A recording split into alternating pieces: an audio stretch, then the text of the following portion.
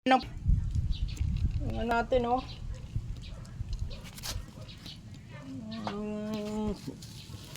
Iniyaw na tuyo, oh. Mukhang ano na. Yan na yung ano natin. Yung, kanina yung kabuti, oh. Dasal lang ako na hindi ito nakakalason. May ano tayo, sibuyas saka kamatis. Ano natin, pagkain natin ngayon. Okay lang. Yan talaga ang buhay. Ito yung puso ng saging. Ako.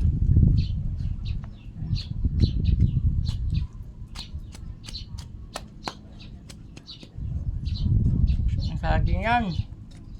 Tuyo tayo. Yan ang ano natin. Kung ano lang makita natin sa paligid natin, yan lang.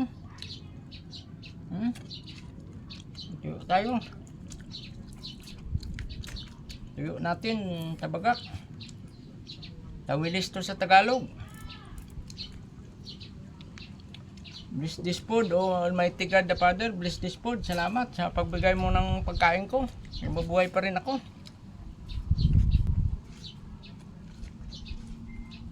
Ito na yung sistema ng buhay ko.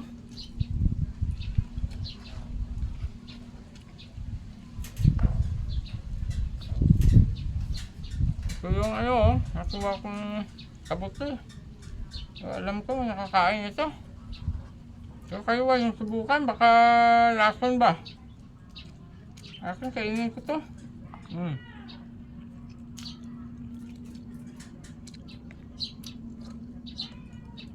Sarap sa sibuyas Mumbai. Almusal ko kanina, kape lang. Yan ang pinaka-almusal ko, kape. Ang nakakasulong sa akin sa yung tuyo. Tayo dito yung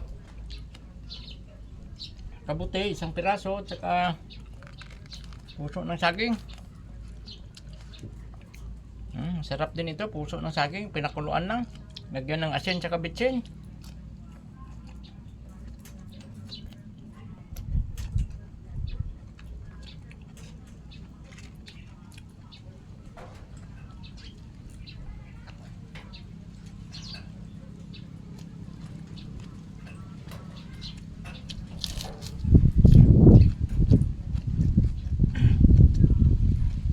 Yung vlog natin kumikita, sintabo lang.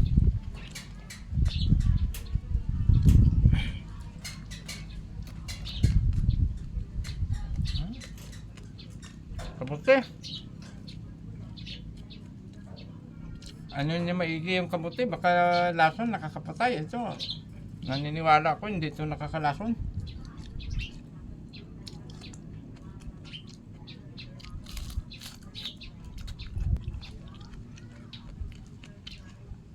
Tawag nito sa amin sa shop, budol fight.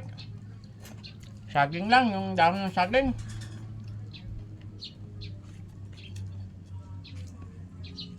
Ako mag-isa lang.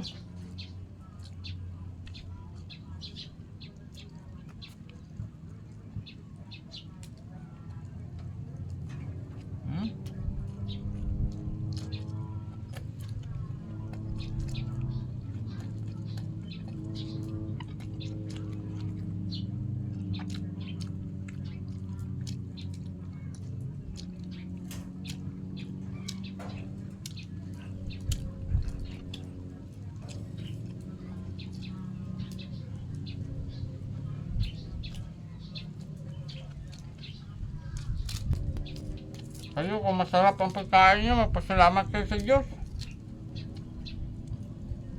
Sa akin kahit ganito lang. Dinadasalan ko yan at nagpapasalamat. Kahit pa paano, buhay pa ako, hindi ko namatay sa gutom.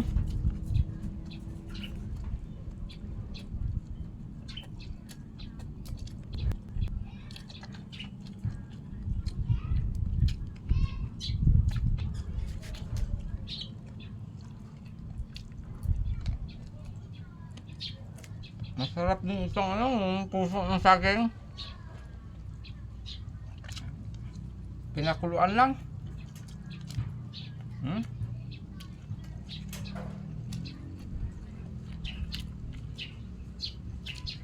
Ito yung buhay na sa probinsya. Ito yung buhay ko. Kung sa sundalo ako pumasok, hindi naging ganito ang buhay ko kasi yung sa DD nila maganda. Sundalo na namatay at nabaldado sa on the line of duty, magandang benepisyo sa sundalo. Sa PNP, inutil.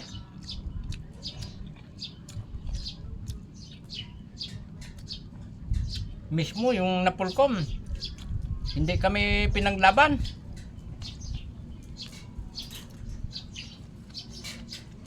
Sundalo, maganda yung benepisyo nila.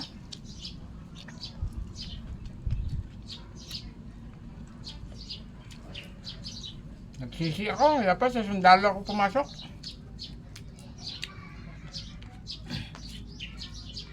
Maganda benepisyo. Wala akong magawa, tapos na.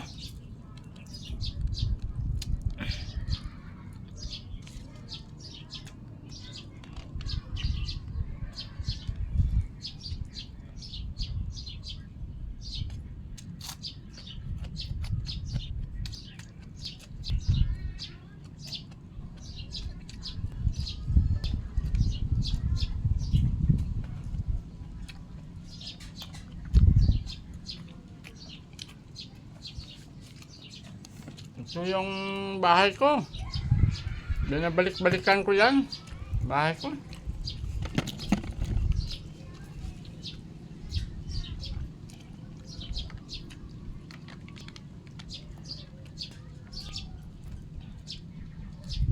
Salamat ako sa Diyos, hindi niya ako pinabayaan.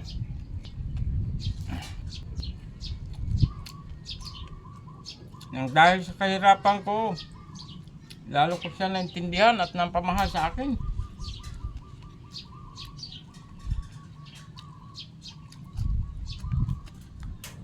Ang panahon na medyo maganda ang buhay ko, di ko nalalang Diyos. Pero kayo huwag mong hintayin.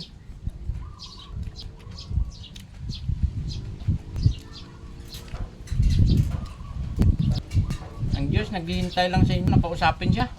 Hanggang lang. Matagal na akong nabaliw kung wala yung Diyos. Ano nagbigay sa akin ng loob.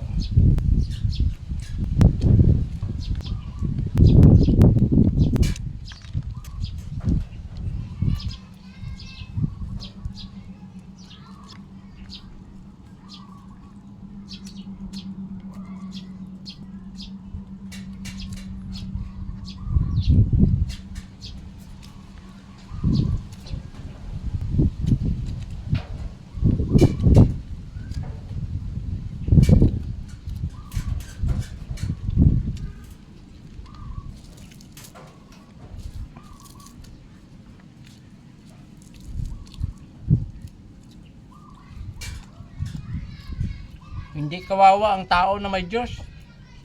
Ang kawawa, yung tao na walang Diyos sa buhay. Ang tandaan niyo mga kapatid. Pagdating ng panahon, baka maimpyerno kayo. Dapat ngayon, sikapin niyo mapunta sa langit. Ang pera, hindi yan hadlang. Gamitin niyo sa kabutihan. Dapat lalo kayong yumayaman, lalo kayong lumalapit sa Diyos. Hindi masama magkaroon ng pera. Lahat ng tao gusto magkapera. Gamitin natin na yung pera nyo, lumapit kayo, maging instrumento, lalo kayong lumapit sa Diyos at makapagsilbi sa inyo kapwa-tao.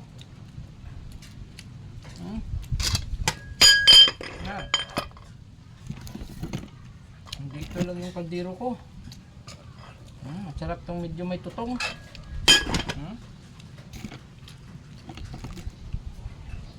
Sa training school, ito yung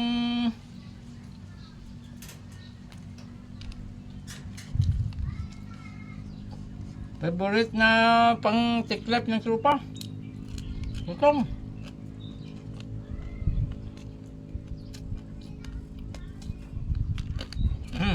Yun na mga supa, my boy. Love you.